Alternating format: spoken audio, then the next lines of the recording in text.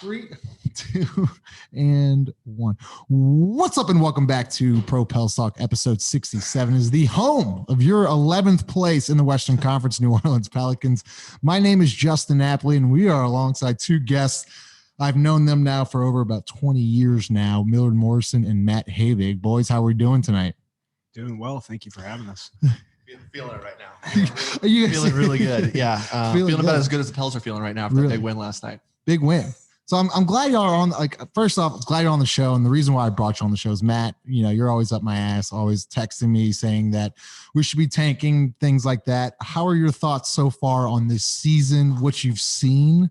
What do you like and what don't you like now? I mean, I want to be clear. The reason I thought we should tank this year is clearly I didn't think we were ready to compete for a championship, which I think is the ultimate goal.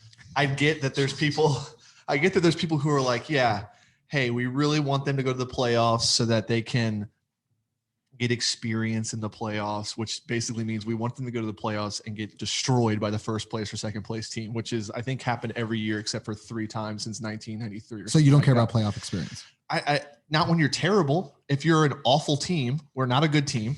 Okay. I think you've seen that. I think we've only gone one game against the Wolves. We've lost twice to them. They're one of the worst teams in basketball. They're bad. Pacers. I mean, there's a lot of examples. Yeah, there's a lot of good. I mean, we have a lot of. I'm not saying have a lot of playoff experience, so you would need that to win those games. Well, that's a good point. I'm not saying the players are bad, but just not a good team. We're gonna get killed in the playoffs. I mean, great that they can go to the playoffs and just get obliterated. I thought it was a perfect season to tank. No fans in the arena. Mm-hmm. You can put a squad out there. They can get a lot of playing time. Zion can get a lot of playing time. We can see how much he can handle the usage he's handling right now, which I think has been a big revelation this season, putting him as a point Zion. I'm still not quite sold on it. But being able to see that is a big, really important thing. And same with BI. We're going to see a lot about BI, whether he can be second fiddle. Which you don't think so. So I mean, yeah, I'm not sold on. I think he's a really good player. I think he's a really, really good player. I think it's going to be tough. I haven't seen him willing to be what I look at as like the Chris Middleton role. Okay. That's who I see as kind of the perfect complement to Zion. Zion's not the greatest defender. Maybe he gets better. He's getting a lot better this year. He's shown a lot of improvement from where he was, which was horrific. Sure. So couldn't get worse. couldn't get worse. Right. But I think you need a guy who's willing to shoot when he's supposed to shoot, defend when he's supposed to defend, get rebounds, do everything that your star player shouldn't have to do all the time. Millard. Yeah. So, I mean, you seem upset. Look, I'm on Matt and I have a group thread together with a bunch of our friends, and it consists of Matt's ridiculous bullshit text. Sorry, am I allowed to curse on this? All right. Oh yeah, his bullshit text messages throughout. I mean, 24/7, just talking about ridiculous stuff. All right. Yeah. Drew Holiday's better than Damian. We should tank. Damian Lillard. Anyway, I understand his point, and I don't think it's completely invalid. I do understand this would have been the perfect season to do that. That being said, I think playoff experience is important, especially for such a young team. Okay, hold on. I gave you your stupid time to talk. So I think to Justin's initial point, though, which he really didn't talk about, except for the fact that you think Zion's done improved defensively. What I think I've enjoyed watching is the fact that we have two very strong all-stars in Zion and BI. I think you can say from year 1 to year 2, Zion has improved drastically. I think the biggest issue is there's probably 12 games you could pick off and say we should have won those games, and it all came down to the last 4 minutes of it. Sure, I'm glad you're bringing this up. Go ahead. And so if you take those games back, we're in the playoffs right now, right? Yeah. And so I think the biggest issue that we have is coaching. And really, the reality of the situation is leaving people in the games longer than they need to be in. I agree, especially when you have a lead. I agree, and not. Did y'all text beforehand? No, I swear. I think this is what this is. No, Matt, listen, this is rational human beings talking basketball. Okay. And I mean, I think we appreciate your opinions. They're never correct, but we appreciate them.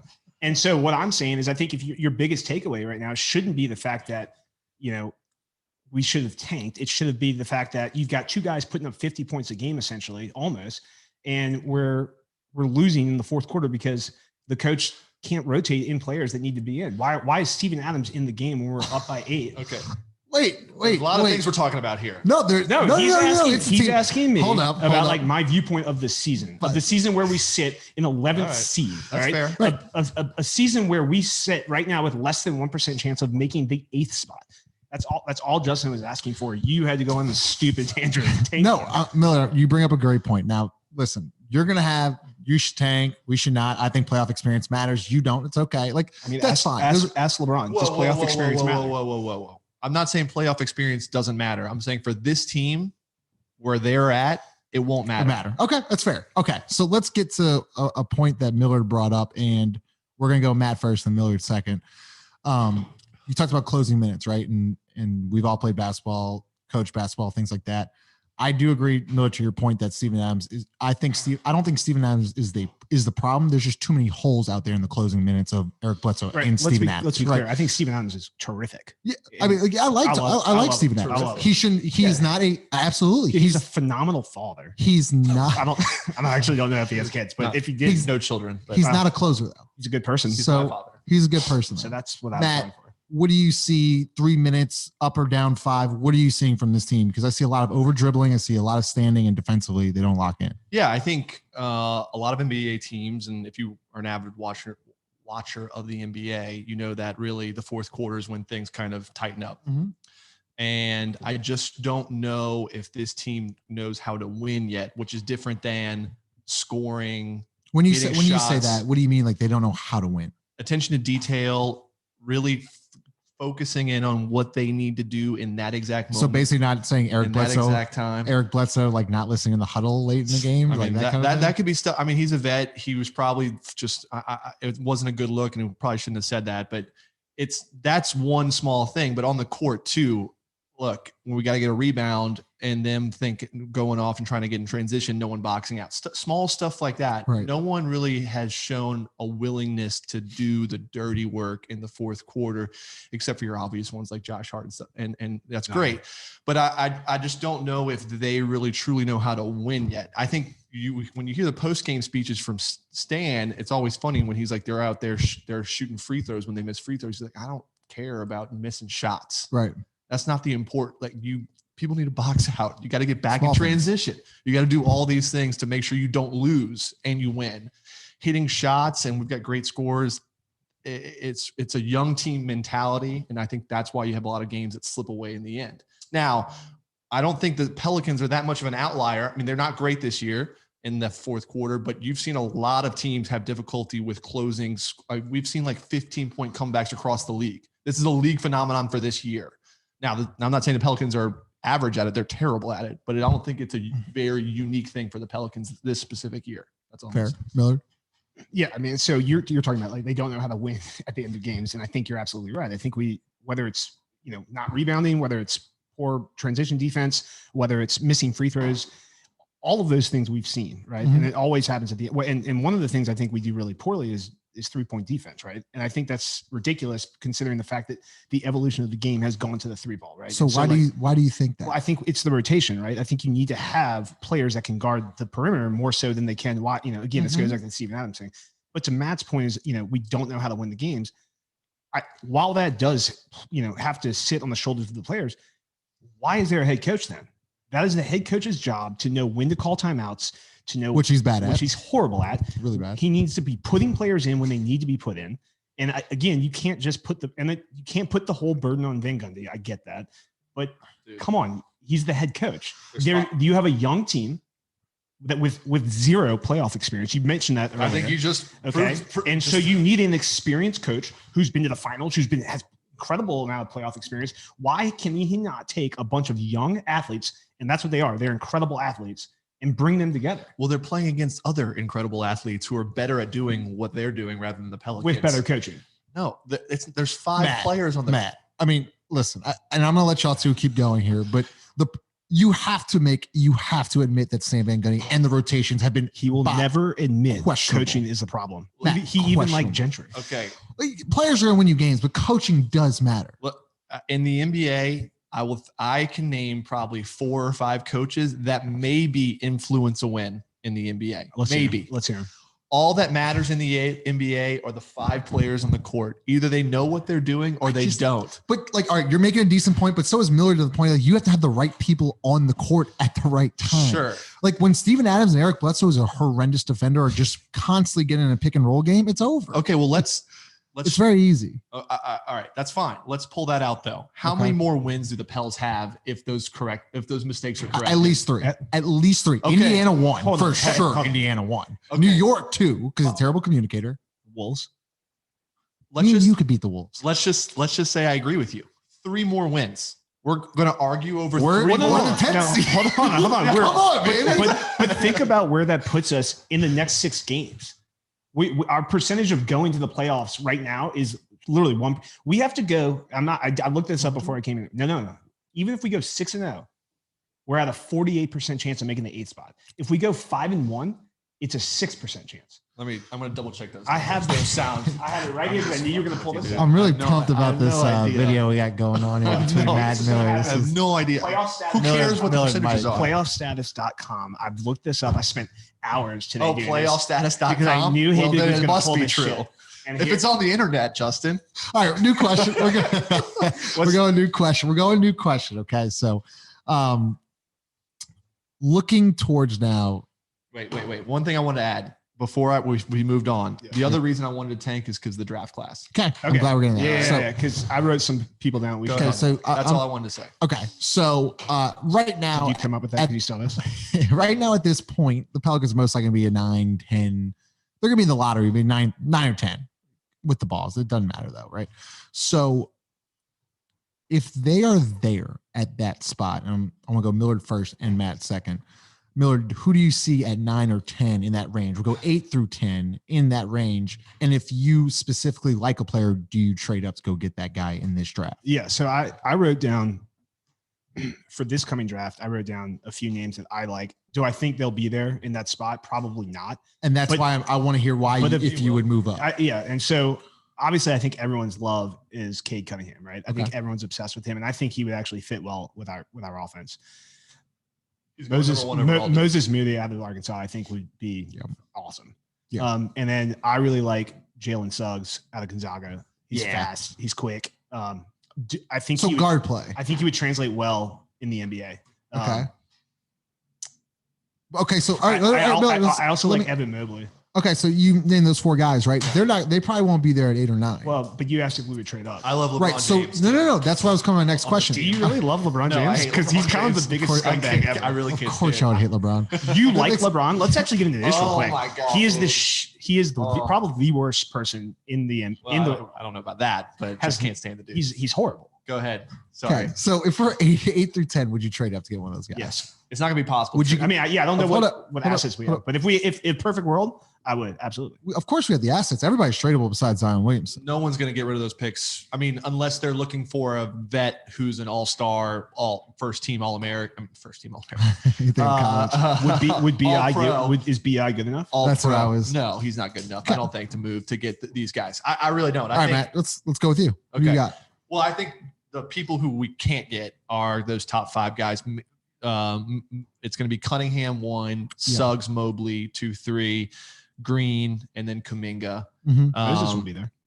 Moses Moody might be in the might be towards the end of the first round by now. I mean the guys that I'm looking at in that area where we are, Davion Mitchell for Baylor, ridiculous good defender, love Mitchell.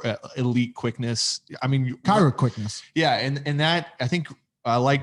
I don't know the feelings of David Griffin on this podcast, but I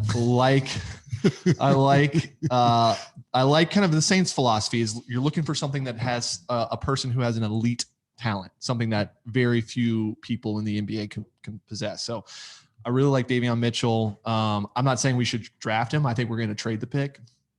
Other guys I like are Usman Garuba, the international player. Yeah. Just really good length. Good. He's gotten to become a better shooter. I would feel like this draft specifically is a lot more depth than that was my next question. Right. So you really like this draft. I think we talked about this, Havik, and a month or so ago. This is probably this is why he wanted to tank. Right. is how deep this is. Right. Which you didn't talk about earlier. The other thing is you got to remember with the increased lottery odds, if we're a 7th or 8th seed, we got Zion as a 7th seed in the lottery. So we got a greater chance. Yeah, right. We definitely have. That's why, like, I those are kind of obvious, right? That's why I want to see if we do get stuck with 7 through 10. I don't think they're going to be able to. We're going to be able to pull. I don't think we're going to want to pair a rookie with Zion. I think our chances to compete are sooner rather than later, and I doubt the front office wants to try and develop a guy even as good as Kate. I mean, probably Cade Cunningham, the exception to that rule, but I doubt they're going to want to roll the dice. That's why I think they're going to trade. The other thing is I don't think any of those guys are going to be able to be gotten via trade, especially considering no one could move up in the previous draft, and this previous draft wasn't nearly as heralded as this draft. Yeah, I think the question you have to ask though is, do we have the front office and the coaching staff to actually bring in someone to make this an attractive place? No, right. New Orleans will never be an attractive place for an NBA player to sign via free agency. Asia, sorry. That was pretty. I think that proves what I just said. Yeah, I think that was a great pickup. No, it was great. But Millard, what was the Chris Paul days? Like, when was the last time we got a free agent? And it's fine. It's fine. Yeah. It's just the way it is. No, I mean, I get it. It's the big market system. It sucks. I wish it was 2003. But we haven't had, and I still never like Anthony Davis. We never had someone like Zion Williamson. Does that help a little bit? I mean, you don't think AD was there? I mean, Zion is kind of like AD got like I think Zion has or at least coming out of college, he had that greater than the world mindset of like LeBron James coming out, right? Yeah. AD was kind of up there. I'm not saying he was at the same expectation level as Zion is and LeBron, but he was up there. And I mean, there's no doubt his tenure here, he was good. Oh yeah, I mean, that playoff run we made when we swept the Trailblazers, it was absurd. He was good, but I don't think he's ever going to have that dog in him. Well, that's the thing. He's not the type of guy who can go out and be the alpha and win a championship, right? He needs the LeBron because he's a little bitch. And Zion will sit there and carry a team on his back like we've seen, right? I wish I would see that a little bit more from Zion now. I think he's got it. I don't think BI has it, and that's okay. But it's to your point. Can he accept that second role? Right. Zion's got to become that. That's one. I mean, sorry to get off topic here, but the one thing I'll say about Zion that he really has to get better is he has to demand more. Completely, I think that comes with it though. He's 20 years old, and totally. And he's got a lack of playoff experience, right? And so if he had playoff experience, he might be better at that. I mean, it's obvious now. He's got the ball in his hand 100% of the time in the offense. He needs to start when he has a post and he has a mismatch. If the ball does not touch his hands, there should be asses chewed out for the next 5 minutes up and down the court. I mean, he's got to demand the ball. Yeah. I did that to you, Justin, every time I was in the post. Yeah, and then I'd flop and get the offensive foul. So cannot wait to get into that. You just got to do it. Matt, you bring up a good point, and you actually you brought up a very good point a couple months ago to me that Zion isn't a very good sealer down there in the post. Right? What do you think? Like those are the little things, right? That he still has to learn, and he's still averaging 26 a game, 26 and shooting 61%. Yeah, I mean, imagine when he gets moved. Well, exactly. Well, I think it's like, what do you see there, Matt? Well, there's like Miller said, you're kind of nitpicking offensively with Zion, but I think the offense I saw a lot of possibility for a high-low game with he and Steven Adams if they could just if Zion could figure out how to seal his man when Adams is on the high block or up at the nail. They could never figure that out. Mm-hmm. There would have been no one down low to sink down to help out with whoever was guarding Zion. It just never got around to happening. Now, everyone talks about how great of a IQ Zion is, and I'm sure he'll figure it out. Maybe that's not something they want him to do. Maybe they don't want him to post up as anymore because he's point Zion. But that was just one thing. But I mean, I said, you can't really nitpick a guy who's shooting 60%. But like, I just want to kind of put that point is that he's still that good and he has one move. Yeah, it's a dribble hard to the right, spin to the left. He had. I think last night was what was great about him playing against Draymond is you could kind of see playoff defense. Yeah. And he had some trouble with Draymond. I don't know why he didn't go. He has that unbelievable in and out on his right hand. It's unbelievable that he just didn't use very much last night. And he can still go right and finish with his left, even going right. I mean, he can still go on the right side of the rim and finish with his left. Yeah. He didn't do it one time though. I'm not sure why. But I think we were talking about the draft. And the thing that you brought up is who would we want? And I'm saying, I think this is the offseason where we are going to move a bunch of these picks. Okay. I mean, I think we have to, right? Yes. If we're going to do it, this is the draft to do it, right? We're going to have two starters back. Zion and BI. yeah. Okay. And I want to get into this too. Yeah. And I wanted to ask you about the rookies because I do still count Nah, Hayes, and Kyra as rookies. Love But before I love Nah. But And, no, and Zion, he's 86 yeah, game. exactly. But no, I wanted to stay on this topic is that Griffin, it's now been 2 years, 0 playoff appearances, a lot of movement. Let's be serious. It's 1 year, really, right? I mean, COVID is such bullshit. Okay, that's fine. This year's been dog shit. Yeah. Year 3, if you don't see any growth, is it time? Yes. Time to what? Move on. Move on from Griffin or move on from Stanford? Move on from definitely Griffin. from Van Gundy. Definitely from Van Gundy, but I mean, move on. I'm not saying well, here's the thing about Griffin. When we got him, and look, what he did in Cleveland's great, right? But he had LeBron. And what happened when he didn't have LeBron, right? And so, look, okay. So is Zion You're saying let when he had Miller a bad go? team? Wait, hold up. Let Miller go. Let Miller go. Yeah, but he couldn't build around it. He couldn't convince anyone to come to Cleveland. And so if we're sitting in the same boat where we're in New Orleans and we can't convince people to come to New Orleans, we have a very small window to capitalize with Zion, right? And I hope that as we capitalize with them, we convince people to come here. And it gets to the point where we can kind of create like a San Antonio model where he doesn't want to leave. He wants to be Tim Duncan and stay here for 20 years. But I don't think it's with Stan Van Gundy, and I don't think it's with David Griffin. So, I think you promote from within, you get Kupperman up there. Yeah, I like that. you start bringing in that talent. Yeah. No, shout out. Miller, you're half of Twitter. So Matt, I already know you're going to be the other half of Twitter. So you're not being patient. You're the asshole like me. Matt. Well, look, here's the thing. The reason I'm not patient, I'm sorry, Matt, I'll let you go in a second. Just scream into the mic. Go ahead. The reason he's telling me if I'm not talking loud enough. The reason I'm not patient is because I had to sit through keep going. Alvin fucking Gentry, who was a good coach, who was a horrible coach, and before that, Monty Williams, who, come on.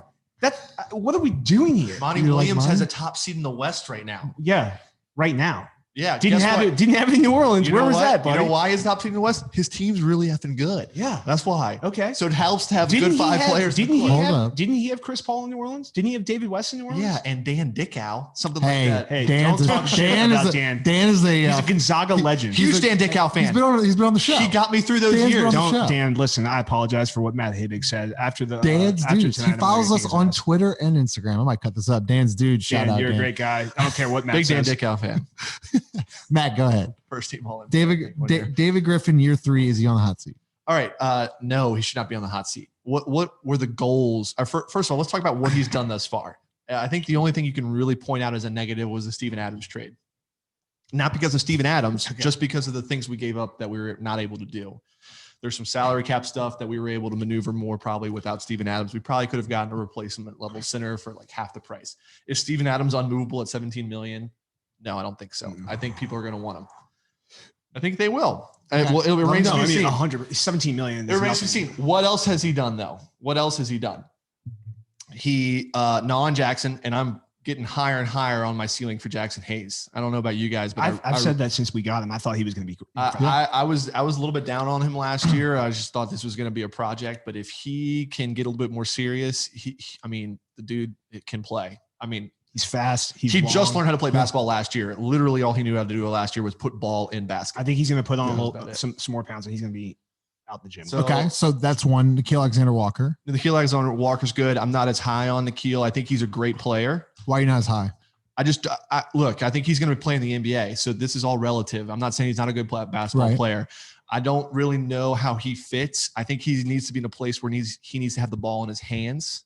Okay. I don't know how he fits with this team where we've got 2 guys who are so ball dominant already. Right. That's the only thing I'm saying. And I see him. I'm not sure his ceiling is as high as someone like Jackson. Okay. And he can serve as much of a role as Jackson. Now, maybe he can come off the bench. I think he can play a 6 man in the NBA. Yeah. But do rotations as a coach. And he's got some length. He can be a good defender. I think the trade, though, if you're going to say we should have taken DeAndre Hunter or Darius Garland, like I know you've said multiple times. Yeah. I don't know if it's that bad of a trade. I don't think it's that terrible. So you like Griffin's draft picks? Yeah. Kyra. I love trade. Kyra. I know you love Kyra. I know you love Kyra. So the Adams trade, what are your okay? So give me Bledsoe and give me bench because we don't have either. Bledsoe we took for a pick. That wasn't like, hey, I really want Bledsoe. I cannot believe that they said here's Drew Holiday, and look, I really want that guy Bledsoe over there, and we'll do whatever. No, Bledsoe came. They offered us a pick. I don't think Drew gets all of those picks without Bledsoe in the trade. Okay. George Hill. That's the one, we moved him for Steven as well as Kenrick and Darius Miller that's the one I'm negative. But the overall question, year 3, we never had a winning culture in the city. It's going to take time to build it. The Baron Davis, David West days were actually winning. They made like 3 or 4 straight playoffs. I mean, you said in New Orleans. What is it? Sorry. We haven't had one in a while. 8 years since Chris Paul. Yeah. Since Chris Paul, it's been a decade. No. We were a decade. When did we sweep the Trailblazers? 2 years, but like that wasn't sustainability. It was just like 1 year. Like we went to the playoffs before, and then all those players left. Okay, but so the Tyreek, we got Tyreek Evans. Yeah, we got smoked by the Warriors. Yeah, and then we go and we sweep. The Trailblazers were supposed to smoke. But what did people want to see? We had Zion last year for half the year. We wanted to see what an 8th seed, I guess. And we didn't accomplish that. We were close, but we didn't accomplish that. And this year, I don't know what the expectations were. I think the expectations were top 8. I think we absolutely. So people would say we thought over 44 wins. Miller, people say you're wrong on that. Like, why would you? And I want to hear why would you expect a top 8 seed? And I'll be very honest with you. Those people who say I'm wrong are fucking idiots. It's just so. Then why do you say? Well, I think you said it all. I want to know why do you think they should have been a top 8 seed? I think the expectation of how Zion was going to go from year 1 to year 2, and it's probably not fair to have put all this on him, right? And I think realistically is what happened, right? Like we thought this 20-year-old was going to be like LeBron James, and he is. He is. Look at LeBron James' first 2 seasons, Justin. I understand that. I think we also thought there was more talent around on this New Orleans team than LeBron had in Cleveland, and so I think we thought we were going to be a top 8 team. I think we thought we saw momentum going into last year, and I just think that's where we were. Obviously, that's not the case. I don't think the team's responding well to Van Gundy. I don't think he's even into it. If you watch these games, he's not bringing. Nobody sweats that much is not into it. Well, he's also how big. I promise you right now, he's into it. I think the real question you have to ask is, okay, how do we take the next step? And what are we, if we are going to make a play here with this draft, who are we going after? Perfect transition. Wait, no, I want to hear what you think, Justin. What were your expectations for this year? Okay. So my honest expectation, I said 8 seed. Okay. And here's the reason why. So I'm not crazy. Hold on. No, you might be crazy. You might be 2 of 10,000. You need to get on Twitter. So reason why I expected 8 seed. I have 2 all-stars. I literally have 2 all-stars on the team. Tell me why I shouldn't expect to be an 8 seed. Because an 8 seed. Okay. Look, you can't just say 2 all-stars. You've got one who played 40 games. One who but we know who Zion is. Yeah, but he's got to play against other people though. He's an all-star, sure. The 2 of them are putting up 50 points a game. To get combined, yeah. And that's how bad the depth is, Matt. That's like we have 1 and 2. How do you not fill 3 through 9 to be average basketball player? Don't give me the Josh Hart is like hurt. And no, I'm not saying that. Brandon Ingram is the worst defender in the league. You know that. He's not good. Zion Williamson start the year was literally like the 10th worst. Okay, but we have 2 guards that are supposed to be NBA defenders. We lost JJ, and he was a guaranteed playoff berth. So he actually missed the back-to-back years. Speaking of which, Millard first, and then Matt. Lonzo Ball, do you sign him in the offseason? Absolutely not. However, hold on. Wait, $21 million. No, and also it depends on how if he goes to the next 6 games and drops 30 a game, then yeah, maybe we have a conversation. No, I think you're very disappointed with what's happened. Why are you disappointed? I'm not just saying about like him in New Orleans. I think you're disappointed in Lonzo Ball in the NBA so far. I think it's been disappointing. He Tell me why. Number 2. He was like the number 1 player coming out of high school. He went to UCLA. They went to the Final Four, Sweet 16, somewhere in that. Yeah, sure, whatever. Made a good little run there. It doesn't matter. Right. Yeah. He was a number 2 pick. They, Magic Johnson took him. They said they're, number 2 is going to be hanging up on the walls forever. A lot of hype. A lot of hype. Anyway, and then you look at his brother, who's going to be rookie of the year this year. No, Anthony Edwards is. I think LaMelo might be. I got you. Doesn't matter. So I think you have to be disappointed that. I think when in our group thread we even joke about the fact if he scores a certain amount of points a game, we win. That was in the beginning of the year. It was like 17. It was something crazy over 15 points, right? We would win. Okay. And, then he goes off, and there were a couple games when he actually was putting things together. I think last night, actually. February. Every February of his career, he plays well. Look that up. And so it's disappointing. I would absolutely move away from him. Okay. What about sign and trade? I think the problem with signing trades is you put yourself in a pickle where you're stuck with this guy and you have to trade him and you have to get your value out of it. I mean, like you're going to pay him. How much are you going to pay him? $21 million?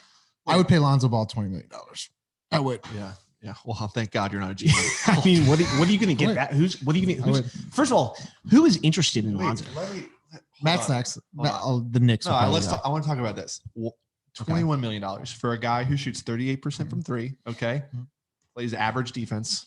He's not an average defender. Okay, he's an above average defender. Matt, he's not a great defender. He's a great defender. He's a great defender. Matt, when you have Steven Adams and Zion Williamson involved in a pick and roll, how do you expect to I don't understand how you expect to guard that. Like, what do you want him to do? He's got 3 defensive liabilities on the team. Eric Bledsoe, Brandon Ingram. I'm sorry. Yeah, 4. Eric Bledsoe, Brandon Ingram, Zion Williamson, and Steven Adams. Justin, when he doesn't shoot well, yes, it's really bad. I completely agree. He needs to learn. He needs to take that game. He needs to take that driving game. He has to get better at that. There is not one team who lists him on a scouting report. I can guarantee you that. There's not. He's shooting 38%. He's gotten better every single year. He's gotten better every single year. So you say that is a fact. So you say, okay, you got to close out on Lonzo. That's the scouting report on Lonzo Ball.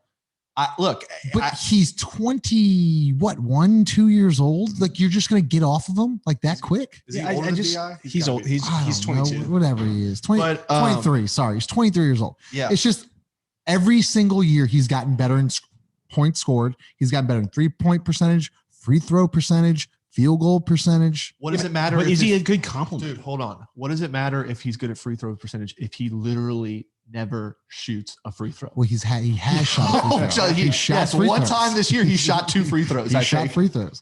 Dude, he does not shoot free throws. He doesn't get to the line. Okay. All he does is shoot 3-pointers and sometimes kick the ball up with a really good pass in transition. Do you think he's a good passer? In transition. That's about it. He's a connector, I guess you could say, on offense, but no one respects him. Are you really a big Lonzo guy? I am. No one respects him driving. I think he's a good defender. I think if you surround him with the right players, I think he's a very good why do we have to surround him? Yeah. We have Zion. Look, he needs to learn how to play with Zion. He'll do his job. He's shooting 38% from deep. He'll probably be at 40 next year. I don't disagree, Justin, but you don't surround. Spot up shooter that can defend. You don't put players around Lonzo. You put players around Zion. Yeah. There's no reason to say. Look, I think I get your point. I think, are there better players though that would be suited for Zion? Even if there's not. Look. And I'm about to get to that next point. You let him walk. You got the cap space to go find somebody you can overpay. Who? I don't. It doesn't matter. It does matter because you got to get somebody to play point guard. That's why I think he doesn't play point guard. He doesn't play. He doesn't. He doesn't play point guard. He does, dude. Because Stan Van Gundy doesn't know what the fuck he's doing. Sorry. No, I mean this is like going right down. This reminds me. I mean, this is exactly what I knew was going to happen. Point Zion is a great thing for like closing minutes, certain situations. Let's stop a 10-0 run. Not for 48 minutes. When Lonzo turns the corner on a pick and roll, are you worried about him scoring at the rim? Is anybody? This is the most unathletic thing I've ever seen in my life. And I think he's a good player. But the dude looks like he's playing with straitjacket on when he's like running towards the basket. I don't get it. He cannot be paid over $15-16 million a year. Go ahead. Well, I think we talk how much we like Noah and all that. So I mean, is it a point guard you need? Is that what you're saying? Would you point guard? Zion's not a point guard. Like Zion, I get that. If Zion's in transition, like the point Zion thing's stupid because I think everyone stands. I think it's just Kyra Lewis. Yeah, me too. I like Kyra. Could you imagine Kyra and Lonzo in the same backcourt though? No, I don't think. I think Lonzo is a lost cause. What's the point of Lonzo Ball in the backcourt with Kyra Lewis? He's literally going to stand there and wait for the ball to shoot. The thing about Lonzo thinks that's his. I mean, it's not his team. This is Zion. Doesn't think so. I think he does. He's got that fucking ball mentality. Come on. Next question. All right, let's bring CJ McCollum to New Orleans. CJ McCollum. Yeah, I'll take him. Trade target? Yes or no? You think the Blazers? Are you saying that you would see a sign and trade between us? No. I'm just saying I think that CJ McCollum should be a trade target this offseason. I think the Blazers are at like 130 million cap space. They're going to fire Stouts. So you're saying, assuming CJ McCollum's on the block, is he a guy that the Pelicans? Where is he on this contract? Because he was out this whole year, right? He's been out this whole year. No, he's been in and out. He's been playing. He's been injured. Go ahead, Matt. I know you were saying something. The CJ McCollum. I think he's having one of the greatest seasons he's ever had before. He's a great player. He's a great shooter. He can probably run the point a little bit. I just don't really know if we need another scorer, like a really good scorer. His extension kicks in 2021, 2022. So we would get stuck with look at our now we have a problem closing on offense. I don't disagree with that, but if you look at our offensive stats, I wouldn't say that we have a hard time scoring, and we are probably the least talented offensive team if you take out Brandon Ingram and Zion Williamson in the NBA. Yep. So I don't know if I'm going to look for and maneuver for a guy who is, I mean, the part of me saying you want a star on the team, go get as many stars as you can. It's a star-driven league. You got to get stars on the team. So yeah, if CJ McCollum's available and we can get him for a good price, I can't say no. If I'm looking, is he the top guy that I want? If he's the one that's available, no. There's other guys that I would prefer, more defensive-minded guys, more three-point players. He's a three-point shooter, but D&3 type of guys. So, Millard. Yeah, so I love him. I think he's great. I think he would fit well. I think he flows well. He knows his place. He's proven that he knows how to play second or third fiddle. I think I'm very curious about your opinion on this one because we talked about this a couple of weeks ago. Ben Simmons. I mean, it's gonna take. I think to get Simmons, it takes Ingram. Yeah, but that's not. CJ? Yeah, I mean, would you? Would I want Ben Simmons? Would you? Yeah. Do you think he's a legitimate point guard in this league? Yes. Yeah. I mean, I think so. I'm just saying. He's an elite point guard. Okay, so you would not. Shoot. So would you rather Lonzo? No. Okay. I think Ben Simmons. I'm making sure we're on the same page. Ben Simmons like top. So would we have to give up? So to that, we'd have to give a BI for. Will we have to give a BI for CJ? Yeah. I don't necessarily think we would. I think we have a lot of assets that we could give up in regards to trades. I mean, just to the draft. Yeah. We have all these draft picks sooner or later. They aren't going to want to, but Toronto. I mean, Portland's not going to want to rebuild with Lillard. They're going to want a player. What? Don't Lillard's you think? Don't you think that they're you're saying maybe? Like I think they're stuck. I think they've been stuck for years. I don't think that's a good combination between Lillard and Ingram. First of all, I think that's crazy. A lot of dribbling. Yeah. Well, and who's going to shoot? Dude, if Ingram would just stop. This is like the Carmelo. By the way, I don't want to trade Brandon Ingram. I'm a huge Brandon Ingram guy. I'm with you on that one. Except for the fact that he went defensively, he's got to get better. Disagree with you there. Oh, God, yeah, dude. So you're Ole Miss and UNC. Rest in peace, Roy. Well, I grew up going to UNC basketball camp. I'm a big Michael Jordan guy. So that's how it is. UNC basketball camp never did you a lot of good, huh? I mean, you guys can laugh as much as you want, but if I recall, I led scoring on our Carrollton basketball team, Justin. And you did? Oh, absolutely. Yeah. On our team? On our team that was coached by rest in peace, Jimmy Baldwin. Time out. Brandon Ingram, you don't want to trade him. No. Why not? I think he's going to be an elite scorer here in the next couple, like elite scorer. I think he's an elite scorer already. Yeah, he's like on the brink. I think let the man speak. He's on the brink. You're cutting him off just as much as I am. Don't even come at me like literally this. just a second. I apologize, Chandler. Your husband is out of control. I think he's going to be elite scorer. Defensively, he's got to get way better. And what if he doesn't? Then he's not a winning player. I don't know what to tell you. He's Carmelo. Everybody's got like even James Harden started playing defense. Like you saw it. When the rubber hits the road, can he play D? I haven't seen it. But you both played basketball. You both were athletic kids. You're not anymore. Not as athletic as Brandon Ingram. Defensively, it's all about heart and focus. It's really not like it's about being in the right position at the right time. Full hearts can't lose. I mean, it's just between the years, it's a little effort. Between the years, because I think he can be better. I mean, yeah, he's got the length, he's got the athleticism, but I just don't see it. I mean, I think. Why don't you see it? Because he doesn't have a dog in him? Because he's like too lax? Like, what do you think? I just don't. I think kids these days. No, I think 24. I think you gotta probably in the NBA, you got a lot of players who've been the best player they've ever been around. So B.I. is probably one of those guys. He's the best player he's ever played with. And I mean, besides LeBron and those guys growing up. Right. And all they had to do was score. And they could outscore everybody.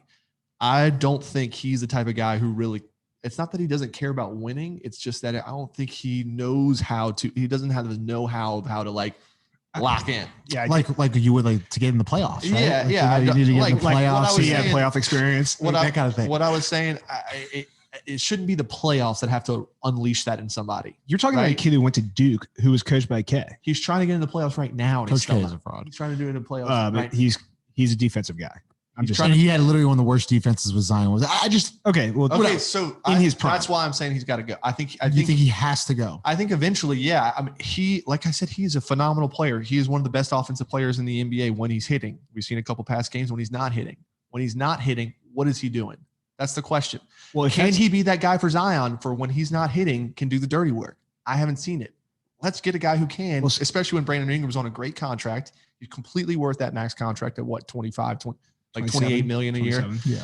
That first max, definitely worth it. I think he's very valuable around the league. I think he needs to be on a team where he's the guy and he can just go out and score and rely on other people to play defense for him. So if that's your take, then we have to get rid of him this offseason because he is right now at his prime. This is you're not going to get better BI over the next 3 years, I think.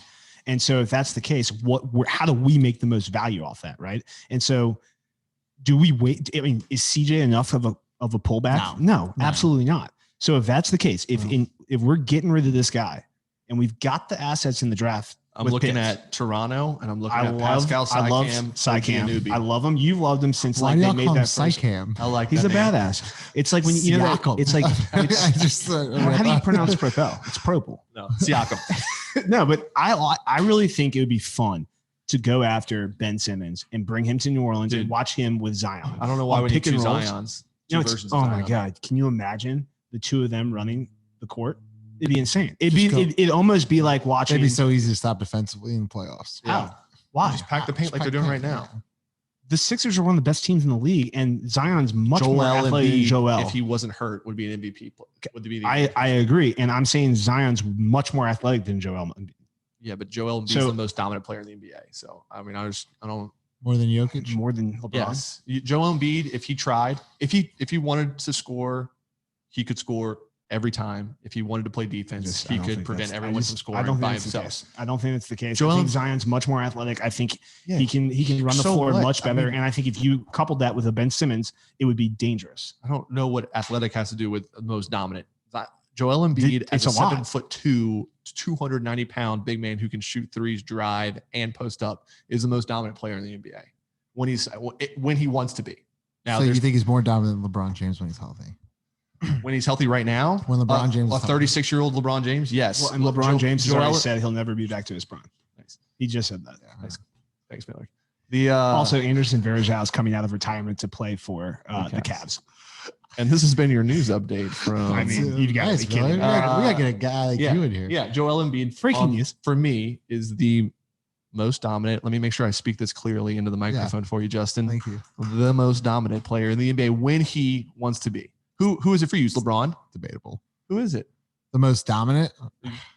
I mean, when he wants to be. That's the only problem. So I guess I can't say that. Jokic. I think Luka. Defensive end for Jokic and Luka. I mean, you're talking about overall. Overall, have we? Yeah. I mean, have you all looked at Steph Curry and what he's done over the past month? Defensively, Matt's didn't get you there. I would probably almost even say Anthony Davis up there for sure. No dominant, way. bro. Yeah, I would take Anthony Davis over Joel Embiid. I would. Yeah. For building a team, I would take him just any scenario. Yeah. I would take him. Anthony Davis is way more dominant. You're telling me that that's just not true. Can Joel shoot the three? Right. Yeah. It is. Can he come down the court? Last question before we gotta get out of here. I feel like this is flown by. Yeah. Really has. NBA champion this year. Who is it? Miller, go first, then Matt. I think it's coming out of the East. I don't think it's Brooklyn. You think it is or isn't? It isn't. And I think it's either the Sixers or the Bucks. Bucks because of Drew Holiday. Not because of Giannis, but okay, because of Drew. No, they've had Giannis and Chris the whole time before. Okay. I'm Drew Holiday is going to put them over the top in terms of defense. Okay. They're going to be able to score on anyone whenever they want, and they've got 3-point shooting now. Okay. Or the Sixers. If I really Joel, like the Sixers. if Embiid comes out like he can in the playoffs with the team they have, they can go far. I don't know who's going to guard in the East. I don't know who's going to guard Embiid. Yeah. Except for Lopez and Giannis down low helping out. Yeah. I don't see how Brooklyn can guard them. No, they can't. Now, no one can guard Brooklyn, but Brooklyn has one bad night shooting. They've only played 7 games together, all 3, I think. It could take a couple of bad nights. Whole different. Right. Millard, what do you got? Yeah, so I really do like the Sixers as well. I do think Doc Rivers is just a badass, and I think he's got playoff experience. I still think, unfortunately, as much as I hate him, it's the coaching. Hold up. That's why let him go. Let him go. As much as I hate it, I think if he's there, LeBron's going to make a push. and it's annoying, and I don't want it. The last thing I want is for him to win anything or for AD to win anything. But I think that if they're healthy, they're gonna make a push. The Lakers? You saying the Lakers? Yeah. You're taking them to win it all? Yep. If Dennis Schroeder, Anthony Davis, and LeBron James are all healthy, and round one's not going to really matter. Dennis Schroeder. Well, Dennis Schroeder and LeBron have to get their vaccinations. Schroeder, those three. Then you got Kuzma coming off the bench, and you have Andre Drummond, who's been playing pretty good. There's literally a less likable team than the Lakers. I hate them. Oh, I fucking hate saying them. it, it's making me sad. I mean, I hate them. Yeah. Like I hate. Anthony Actually, nothing Davis. would be better than if the Clippers were to win the finals. That would be funny to me. I like the Clippers. They're not going to do it. No. I just think when you have Anthony Davis and LeBron James in a playoff series and a 7-game series, you get to stop them 4 times. If they make it out of the bubble. No. If they make it out of the bubble. How about this scenario? Well, so wait, they get hurt, they don't make it out of the bubble. We have their pick 1 through 8. Get some lottery magic. It's reverse protected. That's just reverse protected. Protected. Well, first off, it's great seeing y'all. Haven't seen y'all in a while. It's good seeing you too, truly Justin. love it. I'm so glad I'm not in that text thread because Matt already drives me insane. I wake up every morning after a Pels game. I'm not even joking with you. And there's easily 200 texts when you have that many between people him and Reeves Carrot. And it's no one else. I was saying you did a name drop. I was surprised you did a name drop. It's the two of them. They just bullshit each other, and there's arguing. The thread's actually called Matt and Reeves arguing, and then some other things. When you have to educate so many people, you have to be prolific. By the way, you know what this reminds me of? This reminds me of Newman varsity basketball. At the end of the year, we would do these videos. I can tell you one thing the listeners are going to really want to hear about. Habig and I would have to, and Habig thought he was so fucking cool. It's like the big man on campus. Cool. Nice. Couldn't even make inside a jokes from high school. The listeners. The listeners are all local anyway. They probably know who you are. Y'all are great, man. That was good stuff. I mean, speaking of which, dominated John Carrollton, both of y'all. So, Millard Morrison, Matt Habig. One more shout out, Parker Faber getting married this weekend. Shout out Parker Faber. And shout out Chris Shinneberry, my buddy, getting married as well. Parker, yeah. He's got a championship over y'all too. So, congrats to Parker. Is that an Alabama comment? Pat, you're talking about and Parker. Oh yeah, 7-year-old basketball. Yeah. Beat Hunter Yancey. Ole Miss doesn't win anything. That's why he said he's a championship. No, we were the number 1 team in women's rivalry. Just take that. Suck it. Was legit. Matt Habig, Millard Morrison. Thanks for joining, boys. All right, guys. Later.